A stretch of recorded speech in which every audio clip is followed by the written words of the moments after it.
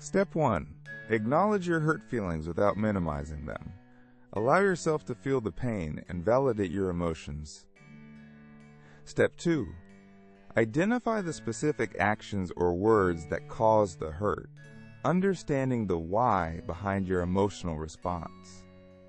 Step 3. Communicate your feelings calmly and assertively to the other person involved, using I statements to express your perspective. Step 4. Practice empathy by trying to understand the other person's perspective, even if you don't agree with their actions. Step 5. Be willing to listen openly to their explanation without interrupting or becoming defensive during the conversation. Step 6.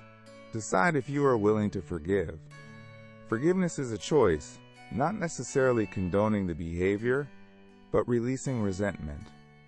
Step 7. If forgiving, verbally express your forgiveness to the other person to begin rebuilding trust and healing the relationship. Step 8. Set healthy boundaries to protect yourself from future hurt and to establish clear expectations in the relationship. Step 9. Practice self-compassion and engage in activities that promote emotional well-being, such as exercise or mindfulness. Step 10. Focus on the present and future rather than dwelling on the past.